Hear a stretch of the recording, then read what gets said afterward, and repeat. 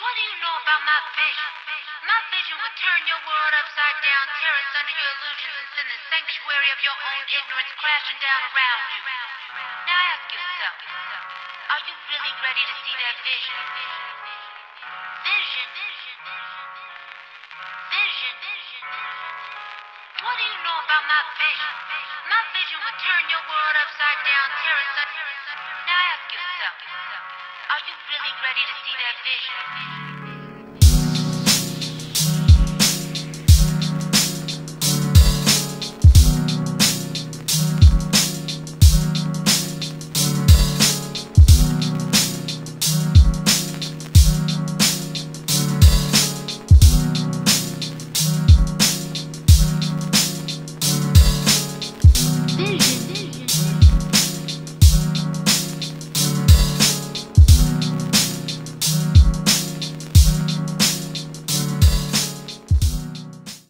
Now, I know I have barely graced the surface of content that Nier Automata has to offer after unlocking Ending A recently, but I will have to say, Yoko Taro's games are just shy of masterpieces. I mean, who wouldn't call a guy that acts like this? 今回ニーヤオートマタを予約するとこの T シャツがついてきます。ちょっと待ってください。はい。ニーヤオートマタ T シャツ、ニーヤオートマタ T シャツ、ニーヤオートマタ T シャツ。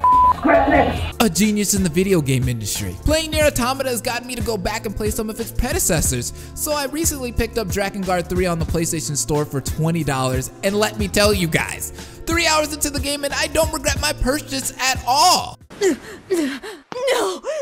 My song's power!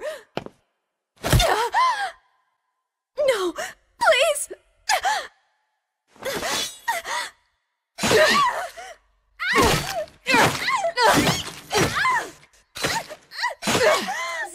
Now, I would go back and play Drakengard 1 and 2, but the games look a bit too dated for me. Hence, they are on the PlayStation 2, so that explains a lot. But I think it's safe to say that I have Yoko Taro syndrome. But I brought you a housewarming gift. A gift? For me? Why, whatever could it possibly be? It's revenge.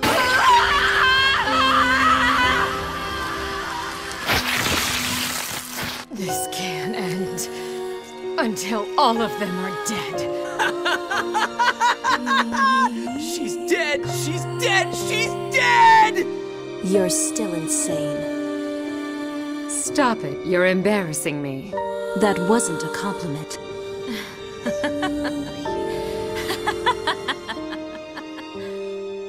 Now, let us sing of the world's end.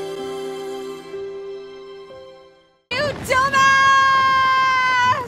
You're mean, Zero! Mean? You're a fucking idiot! Come on, 4's waiting.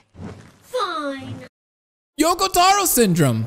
Pronunciation: Yoko Taro syndrome. Merriam-Webster defines Yoko Taro syndrome as an infectious disease that is contracted when you play a Yoko Taro video game for the first time. Side effects may include constant laughing, repeated use of the phrase, "This game is a masterpiece," and over excessive playtime of every Yoko Taro game. After doing a bit of research of Yoko Taro, I found that our ideologies are fairly similar. For instance, the Nier creator stated in a rare interview with Famitsu that he likes to be blunt when stating his opinions, as he feels that video game fans deserve truth and honesty. Which, after the No Man's Sky incident, let's be honest, I feel that fellow game developers should be paying close attention to what was said here. We gamers are the consumers. To get us to shell out $60, developers shouldn't feel the need to dish out gimmicks and lie to us about a game's features. Sometimes you just have to keep your lips sealed and let your game speak for you, which is an ideology I wish most modern game developers followed. But you know what? Preach, Yoko Taro. Let these Western developers know how it's done. Furthermore, Yoko's storytelling is heavily inspired by anime such as Neon Genesis Evangelion, Madoka Magica, and Berserk. In other words, his games are dark, bearing an oppressive tone, with unique characters that can be quite bizarre at times. Also, his games have a tendency to have mass violence and murder in them, which I feel is a subject games nowadays are afraid to touch on, mainly because they fear media reception. I can't believe you fell for that bullshit! You honestly thought I'd have a split personality? Stupid son of a bitch! So how does any of this correlate to me having Yoko Taro syndrome? Well, ever since I finished Danganronpa of Ultra Despair Girls, I've been looking for a game/series that I could be emotionally attached to. I recently picked up Persona 5 and that hasn't let me down so far, but that's Persona and that's expected of that series for me, but I'll save that for another video. But Nier Automata and Drakengard seem to be able to fit that mold. Since starting Drakengard, I've laughed at the horrid frame rate, the choppy animations, repetitive gameplay, and the ugly graphics of the game, which probably has you guys thinking, please, it's 2017! If a game isn't aesthetically pleasing on the eyes, it doesn't run in 60 FPS with 4K graphics, then the game is completely unplayable. Well, I'm gonna have to go ahead and say that's where you guys are wrong. Drakengard's crude humor, foul-mouthed protagonists, gory gameplay, and use of a fair amount of satire makes me feel like this game has a personality. You sure loved working me to the bone, didn't you?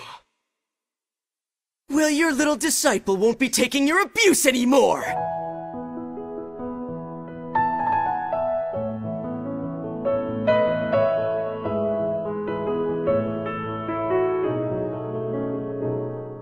You're no intoner now. You're nothing. You're just a big sack of meat. I love you, I love you! What'd you love? You make me sick.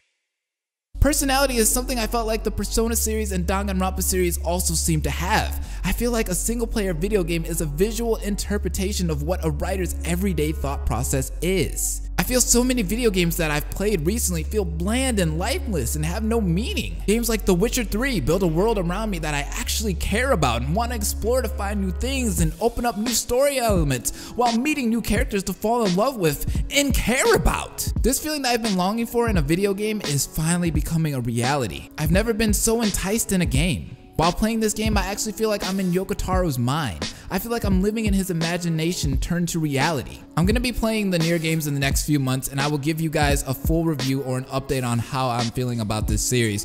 But right now, I will let you know that it is highly positive. Hopefully after I complete all the games in the Nier series, I'll be able to look back at this video thinking to myself that praising these games was not such a bad idea after all.